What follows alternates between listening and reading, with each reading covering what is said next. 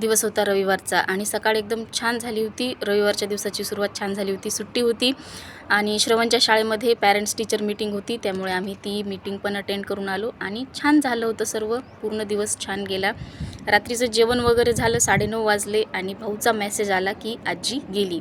आजीचं वय खरं तर खूप जास्त होतं, म्हणजे 3 वर्ष झाली ती एका जागेवर होती. तिला हालचाल करायला, बाथरूमला वगैरे जायला कुणाच्या तरी आधाराची गरज लागायची. त्यामुळे जे झालं होतं ते चांगलंच झालं होतं सगळ्यांसाठी, तिच्यासाठीही आणि तिचं जे करत होते त्यांच्यासाठीही, म्हणजे तिच्या नातसुनांसाठीही. पण तिच्या आयुष्यामध्ये तिने एवढं काही सोसलेलं आहे ना, की खूप जास्त त्रास आणि वेदना तिला झालेल्या आहेत. तरीही तिने कधीही त्याची तक्रार केली नाही. खूप कमी वय असताना तिचा मुलगा तिला सोडून गेला आणि मागे सोडून गेला ती 2 त्याच्या मुलांची जबाबदारी. म्हणजे माझा मामा खूप लवकर निघून गेला तो आमच्यातून. माझे मामा जे आहेत ते खूप लवकर निघून गेले आमच्यातून आणि 2 मुलं आहेत त्यांना. ती मुलं एकदम एवढी चांगली आहेत आणि माझ्या आजी-आजोबांनी खचून न जाता त्यांचं जे आहे ते पूर्ण शिक्षण कंप्लीट केलेलं आहे. त्यांना शिक्षण दिलं चांगलं, चांगले संस्कार दिले. गावातही खूप जास्त नाव घेतात त्यांचं, की किती चांगली मुलं आहेत. तर सांगण्याचं तात्पर्य एवढंच, की आजकालची जी मुलं आहेत ती फक्त नीटची एक परीक्षा घ्या ना, आत्ताचंच एक्झाम्पल आहे. नीटची एक्झाम झाली आणि तो पेपर लीक झाला म्हणून कितीतरी मुलांनी आत्महत्या केलेल्या आहेत. 18 ते 20 मुलं जवळपास, त्यापेक्षा जास्तही आकडा असेल. दरवर्षी नीटची एक्झाम असो किंवा दुसरी एखादी एक्झाम असो, काहीतरी क्षुल्लक कारणं, म्हणजे कारणं त्यांच्या दृष्टीने मोठी असू शकतात, ती आत्महत्या करतायत म्हणजे तेवढीच मोठी कारणं असू शकतात. पण तरीही आपला जीव, आयुष्य हे एकदाच येत असतं आणि एकच आयुष्य मिळालेलं ही पणाला लावणं, ते संपवणं एवढं मोठं मला वाटतं दुःख नसू शकतं. पण आताच्या पिढीला ते कोण सांगणार ना. थोडंसं काही दुःख आलं की लगेच खचून जाणं, स्वतःला संपवण्याचा प्रयत्न करणं, स्वतःला संपवून घेणं. खूप कमी वयात खूप खचून जातात आजकालची मुलं.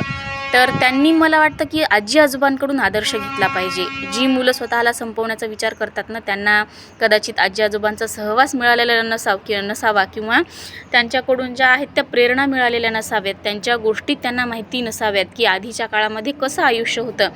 आता तर उलट खूप सोयीस्कर झालेलं आहे सगळं. कमावण्याचे ज्या पद्धती आहेत, कमावण्याचे जे साधनं आहेत, ती खूप जास्त उपलब्ध झालेली आहेत आत्ताच्या काळात. तेव्हाच्या काळात खूप कमी होती. माझ्या आजी-आजोबांना म्हणजे शेती तर होती, पण दुष्काळ एवढा होता की कधी माल व्हायचा, कधी नव्हता होत. तरीसुद्धा त्यांनी कधीही हार मानली नाही आणि स्वतःला संपवण्याचा, किंवा आमचा मुलगा आम्हाला सोडून गेला आणि आता 2 नातवंड आहेत, त्यांना सांभाळण्याची पूर्ण जबाबदारी आता आमच्यावर आहे, असं समजून ते थकून बसले नाहीत किंवा त्यांनी हार मानली नाही. त्यांनी स्वतःलाही सावरलं, सुनेलाही सावरलं आणि 2 नातवंडांनाही त्यांनी शिक्षण दिलं, मोठं केलं त्यांनाही आणि नातवंडांनीही पूर्ण जबाबदारी त्यांची पार पाडलेली आहे. म्हणजे स्वतःच्या वडिलांच्या माघारी वडील नसताना आजी-आजोबांची एकदम चांगल्या पद्धतीने काळजी घेणं असेल, त्यांचं पूर्ण जे दवाखाने असतील, त्यांचे जे दुखणे वगैरे असतील, ते सर्व त्यांनी एकदम चांगल्या पद्धतीने केलेले आहेत. तर आजी-आजोबा असावेत आयुष्यामध्ये. माझ्या आयुष्यामध्ये तरी होते आजी-आजोबा. आईचे आई-वडील दोन्हीही, मी दोघांचंही सुख अनुभवलेलं आहे. बाबाची आईसुद्धा होती, 12वी होईपर्यंत होती आजी माझी. खूप छान सहवास असतो तो, म्हणजे एवढ्या छान आठवणी असतात, एवढं एवढं प्रेम असतं. आजी-आजोबांनी एवढं प्रेम आपल्यावर कुणीही करू शकत नाही आणि हे तेच लोकं सांगू शकतात ज्यांनी अनुभवलेलं आहे. तर आता सगळे निघून गेलेले आहेत आजी-आजोबा आयुष्यातून. आजी-आजोबा हे आता उरलेलं नाही आहे आणि लुगडं जे माझ्या दोन्ही आजी घालत होत्या, ते लुगडंसुद्धा आता कुणाकडे जास्त बघायला मिळत नाही, किंवा लुगड्यातल्या ज्या व्यक्ती आहेत, लुगडं आणि धोतरातल्या त्या व्यक्ती आता खूप कमी उरलेल्या आहेत.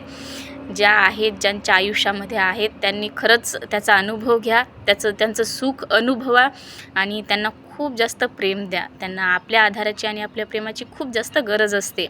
तर आपण आहोत थोडंसं बिझी आता या लाईफस्टाईलमध्ये, सगळेच बिझी आहेत, पण तरीही आपल्या आजी-आजोबांना सांभाळा. ज्यांच्याकडे आहेत त्यांनी त्यांचं प्रेम, त्यांचं सुख अनुभवा आणि तेवढेच त्यांचे आशीर्वादही घ्या.